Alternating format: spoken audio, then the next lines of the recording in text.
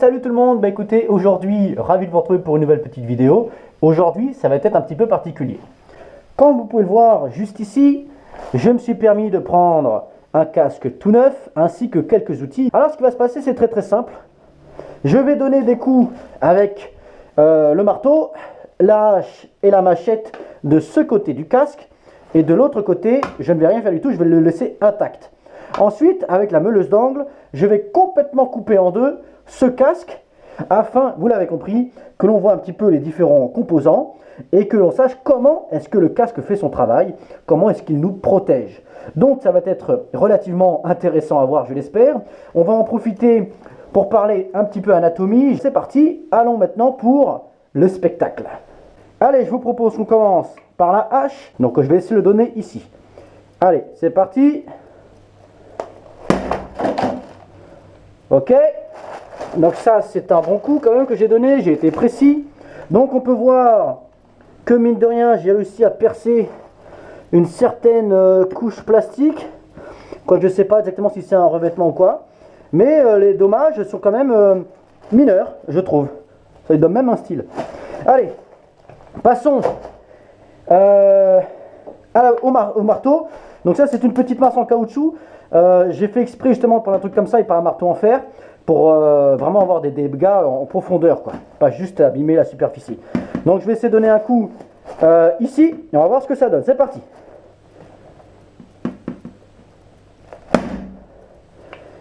Ok, encore un, cette fois-ci avec les deux mains. Ou plutôt non, une seule main mais comme un bourrin. Allez, encore une fois même endroit.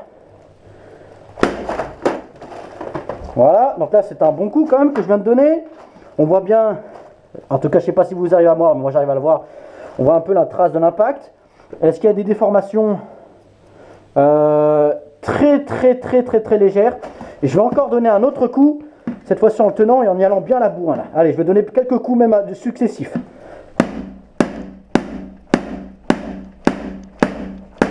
Voilà. Là mine de rien, je l'ai bien éclaté. Maintenant on passe à la machette. C'est parti. Allez, la bonne grosse machette des familles là. Alors toi reste là s'il te plaît. On va essayer de donner un coup de machette. Tiens ici là. Voilà, ici ça me paraît pas mal. Hop, on va faire ça à la yougoslave. C'est parti, donc bien droit et... Ah, j'ai mal visé. Donc j'ai donné ce coup ici. On va en donner un autre. Ah, je crois avoir bien visé. Voilà, j'ai bien visé. Donc là, on voit bien l'impact. Mine de rien, je suis étonné par la solidité du casque. Franchement, j'y vais pas tranquille. Hein. Franchement, j'y vais quand même assez balèze. On va redonner encore un autre coup. Allez, tiens, on va taper un peu l'arrière. Ici, on va lui mettre un bon gros coup ici. Allez, c'est parti. Voilà, donc là, j'ai donné un bon coup. Pas grand chose, mine de rien la hache a fait un dégât plus important que la machette. Sûrement parce que la hache est plus lourde mine de rien. Donc on va redonner un autre coup de hache ici. Allez. 1, 2. Hop là. Voilà. Un bon gros coup. Ici on le voit. Et on finit par un marteau ici. On va encore donner quelques coups.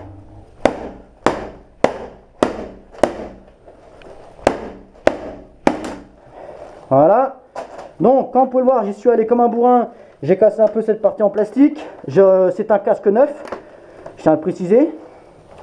Donc voilà, ici une petite fissure, mais rien de bien méchant quoi, esthétiquement. Ok, c'est sûr qu'il fait un peu la tronche de ce côté, mais c'est pas non plus choquant quoi. Moi j'ai déjà vu des casques de mecs qui avaient plus ou moins cette tronche là quoi. Bon bref, allez. Maintenant, on passe à la partie que je pense vous attendez un peu tous. Allez, c'est parti, je suis bien protégé. Ne vous inquiétez pas, j'ai des vidéos privées avec une tronçonneuse. On va bien s'amuser. Allez, c'est parti!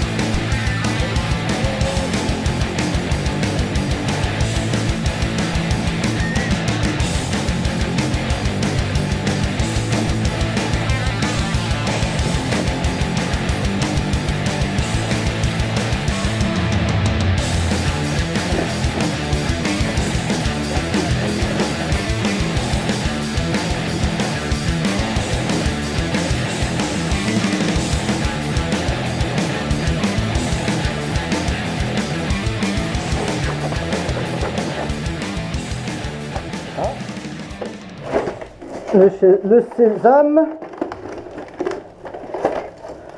Bon, et ben voilà, excellent. Voilà, voilà. Ok, alors ça c'est une protection, on va enlever. Hop là.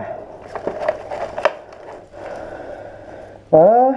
Bon, ça je le coupe pas en deux, hein, on s'en fout. Ça dégage. Voilà. Alors, je vais juste remettre ça. Bon, bah c'est bien passé, ça s'est bien passé. Alors, tu veux plus, toi, tu boudes. Voilà. Voilà, voilà. Alors, donc moi je trouve que ça fait quand même un bel aperçu. Donc, comme vous pouvez le voir, bon, ça c'est un peu noirci à cause du fait d'avoir meulé. Donc, il y a un genre de mousse à l'intérieur. Vous voyez, deux couches, ou plutôt une en fait, qui fait absolument toute la paroi, et une plus fine ici. Donc, je ne vais pas casser, ou plus celle-ci, je pourrais casser. Voilà. Voilà. Vous voyez, une plus fine qui est mis en rainure, comme cela. Alors, et on voit ici, donc, une paroi en plastique dur qui a justement comme but, eh bien, c'est de ça dont on va parler maintenant. Eh bien, comme qui dirait, donc là, je casse tout. Voilà. Hop. Voilà. Casse-toi. Voilà. Allez. Donc c'est parti. Maintenant, on va pouvoir analyser un petit peu ce qu'il y a dans un casque. Donc, comme vous pouvez le voir, les amis, on a différentes couches. La première couche, c'est une grosse couche de plastique bien dur, très dur qu'on voit ici. Alors, bougez pas, je prends un stylo. Voilà. Donc, on a du plastique ici qui est très dur et qui sert justement en fait à éviter les pénétrations.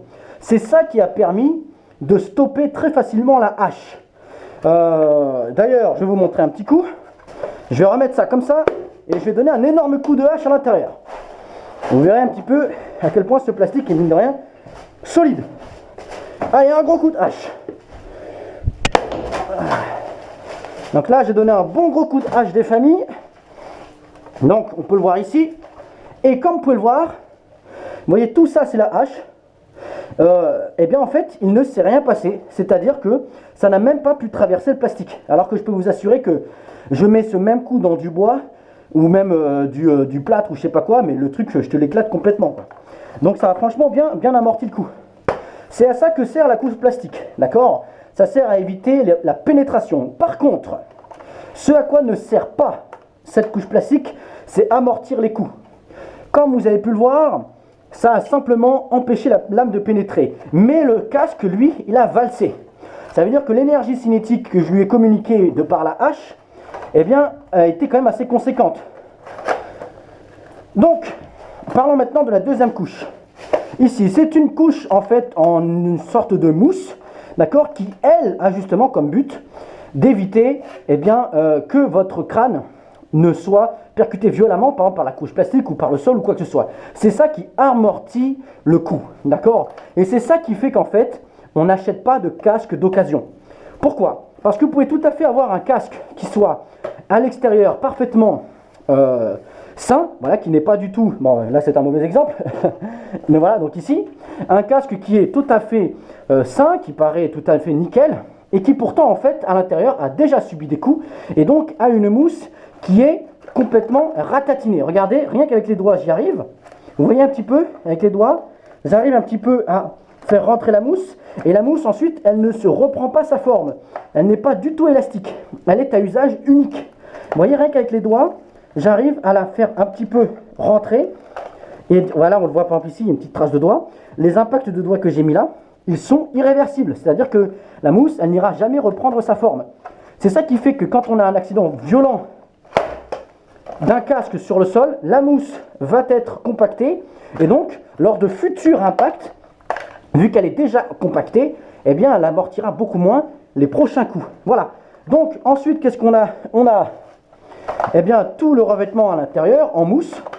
Mais dites-vous bien que cette mousse-là, d'accord, la mousse intérieure, elle n'a pas du tout comme fonction de vous protéger, d'accord? Elle n'a comme unique fonction que eh bien, d'avoir un maintien et du confort pour l'usager, d'accord? D'ailleurs, j'en profite pour vous dire très rapidement qu'un casque, donc je l'ai dit, ça ne s'achète pas d'occasion, parce qu'il peut y avoir on peut l'avoir fait tomber très violemment, etc. On peut avoir un accident sans que ça se voit de façon externe. Donc malheureusement, c'est comme ça, on n'achète pas de casque d'occasion, toujours neuf les casques. Ensuite, on fait en sorte toujours d'avoir un casque qui soit à sa taille. C'est très très important. Je vais vous montrer juste ici une vidéo d'un accident d'un gars, comme vous pouvez le voir, voilà, qui tombe, qui se prend la rambarde et donc son casque vole. Son casque était soit pas attaché, soit pas à sa taille. Ça peut être, sachant que ça peut être les deux. Si vous n'attachez pas votre boucle micrométrique, d'accord, eh bien ça ne sert à rien du tout. C'est comme si vous n'aviez pas de casque, tout simplement. D'accord? Donc, toujours un casque, ça s'attache, et un casque, ça se prend à sa taille. C'est très très important. D'accord? C'est très très important. Comment est-ce qu'on sait si un casque est à notre taille? Eh bien tout simplement, vous le mettez, vous secouez la tête dans tous les sens, et si jamais le casque suit parfaitement votre mouvement, d'accord, alors il y a des chances qu'il soit à votre taille. Si par contre, quand vous bougez, le truc qui se ballotte dans tous les sens, vous voyez que vous arrivez à bouger la tête à l'intérieur du casque, c'est qu'il est trop grand pour vous. Et si vous n'arrivez pas à le garder plus de 20 minutes sans avoir mal à la tête, c'est qu'il est trop petit pour vous. Voilà. Ça, c'est des règles assez élémentaires. Alors maintenant, on va parler rapidement d'anatomie, les gars. Et les filles. Alors, donc rapidement, pourquoi est-ce que c'est important de se protéger avec un casque? Pourquoi c'est important, donc je l'ai dit, d'avoir un casque neuf, d'attacher son casque et d'en prendre à sa taille? Eh bien parce que regardez ici. Là, on a donc une coupe sagittale d'une tête humaine. Alors ça, ce n'est pas bien sûr un vrai homme, d'accord? C'est un dessin, hein, d'accord? C'est pas la photo d'un cadavre. Au début, j'avais hésité, mais puis je me suis dit non, ça va choquer les gens. Alors, donc comme vous pouvez le voir ici, donc on a les cheveux. Alors les cheveux, c'est zéro. N'imaginez pas que parce que vous avez une énorme touche de cheveux, ça va amortir. Ça n'amortit rien du tout, les gars, d'accord? Enfin, ensuite, regardez un petit peu la largeur du cuir chevelu. C'est extrêmement fin, la peau, hein. La peau, c'est extrêmement fin. Et ensuite vient l'os. Ensuite viennent les méninges, d'accord? Donc il y a trois couches, d'accord? Donc il y a la durmère, la pimère et l'arachnoïde. Ensuite, il y a un liquide qu'on appelle le liquide cérébro-spinal. Et enfin, il y a votre cerveau. Donc, plusieurs choses à vous faire remarquer là-dessus. Nous sommes en coton, quoi. Regardez un petit peu la largeur de l'os. Mais c'est rien du tout comparé, par exemple, je sais pas moi, à la narine du gars. Regardez là, l'épaisseur de la peau qui définit la narine. D'accord? Vous avez qu'à prendre vos deux doigts, là, pincer votre nez. Vous allez voir que l'épaisseur que vous avez là, elle n'est pas loin de celle de l'os que vous avez au niveau de votre crâne, d'accord? Tout ça pour bien vous montrer que voilà, quoi, les gars, on n'a rien, quoi. Ensuite, les méninges qui sont ici, c'est un genre de tissu fibreux extrêmement fin, d'accord, qui n'amortit rien du tout, hein, ça c'est zéro, ça compte, je vous l'indique juste parce que c'est indiqué sur le schéma, mais en vérité, les méninges, ils protègent de rien du tout. Et ensuite, point très très important, le liquide cérébro-spinal. Alors, pourquoi est-ce que c'est important de vous faire remarquer que notre cerveau à tous, eh bien, baigne dans du liquide? Eh bien, tout simplement parce que j'ai une image à vous faire remarquer. Voici une petite analogie. Alors, donc, ça, on va imaginer que c'est votre boîte crânienne, d'accord? Elle est en verre, enfin, elle est en os, mais c'est ici, c'est en verre, c'est très, très, très résistant. Ici, il y a votre cerveau. Ça, c'est votre cerveau, d'accord? Le cerveau est bien moins résistant qu'un œuf, hein. Il n'a pas la coquille. Un cerveau, c'est spongieux, hein. C'est pas du tout solide, hein. Mais bon, pour les besoins de la représentation, on va imaginer que ça, c'est votre cerveau, d'accord? Et qui est à l'intérieur de la boîte crânienne, à savoir le verre. Donc, je vais vous faire remarquer quelque chose. Vous n'êtes pas obligé de vous faire une fracture de la voûte crânienne pour avoir forcément des dommages irréversibles au niveau du cerveau. Voilà, là, votre cerveau baigne dans le liquide cérébrospinal qui est dans votre boîte crânienne. Il suffit qu'il y ait un accident de la route extrêmement violent. Et ce qui va se passer, c'est qu'en fait, votre cerveau, il est à l'intérieur et il est légèrement libre. Clairement, pas autant que ça, mais votre cerveau peut bouger à l'intérieur de la boîte crânienne. Et ce qui se passe, c'est que, mettons que vous ayez un accident, d'accord, avec un casque. Il va y avoir un choc brutal qui va être donc momentanément rendu peu contendant grâce au plastique, ensuite amorti grâce à la mousse, ensuite ça va arrêter la boîte crânienne, mais votre cerveau, lui, à l'intérieur, eh bien, il va continuer d'avancer. L'énergie cinétique, en fait, voyez, ça fait comme ça. Tac. Et ce qui se passe, c'est que vous pouvez tout à fait engendrer des dommages irréversibles à votre cerveau, même sans rien casser, et ce, très simplement, comme ça. Voilà. Comme vous pouvez le voir, je viens de casser l'œuf. Je viens de casser donc le cerveau, je viens de créer des lésions irréversibles à votre cerveau, et pourtant, la boîte crânienne est tout à fait intacte. Voilà, et ça, c'est pas beau à voir. Et dites-vous bien que ça, c'est ce qui se passe dans votre tête quand vous avez un accident extrêmement violent, que ce soit amorti ou pas amorti. C'est pour ça qu'un casque, oui, ça sauve des vies, d'accord, mais déjà, encore faut-il l'avoir à sa bonne taille, encore faut-il l'avoir attaché, encore faut-il l'avoir acheté neuf, et encore faut-il avoir une vitesse raisonnable. Si vous allez à 200 km/h, vous vous prenez un mur à la tête la première, casque, pas casque, 100 mètres de caoutchouc, ça ne suffira pas à vous sauver la vie, d'accord? Vous mourrez, quoi qu'il arrive. Voilà, je voudrais réinsister très rapidement sur l'os. Ne croyez pas que cet os-là va vous protéger beaucoup. En plus, parce que là, ça c'est l'option où la boîte crânienne n'a rien. Mais vous pouvez tout à fait aussi vous faire des fractures crâniennes. L'os, les os du crâne, en fait, c'est pas unique, en fait. C'est-à-dire que toute la voûte crânienne n'est pas faite en un seul os. Ce sont différents os qui se sont soudés entre eux, d'accord? Ça a fait les sutures crâniennes. Et comme vous pouvez le voir ici, ces sutures-là sont quand même maintenant clairement à prédominance osseuse, hein, d'accord? C'est clairement pas un énorme cartilage qui fait 1 centimètre, d'accord? Mais ça n'empêche que ces sutures-là représentent un point faible, d'accord, mécanique de votre cerveau. À bien comprendre donc que votre cerveau, plutôt votre voûte crânienne, votre crâne est fragile. Vous voyez ici les sutures crâniennes, d'accord? Des os du crâne, ça se casse facilement. Ici, donc, on a les deux os pariétaux de part et d'autre. Ici, on a l'os occipital. Ici, on a l'os frontal.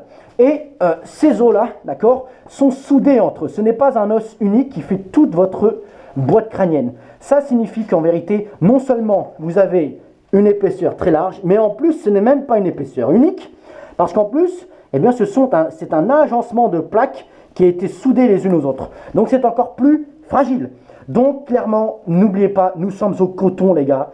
Conduisez prudemment, j'espère que cette vidéo vous a plu. C'était marrant à faire. Ça mérite, je pense, quand même un petit pouce bleu. N'hésite pas à t'abonner si ça t'a plu. Va y avoir d'autres tests un petit peu hardcore comme ça, avec des coups de hache, des coups de tronçonneuse. J'aimerais bien même faire des tests avec du feu sur certains équipements. Donc vraiment, on va s'amuser un petit peu ensemble. Vous allez voir, ça va être intéressant. Voilà, donc je vous dis à la prochaine et je vous fais un grand V. Allez, ciao tout le monde.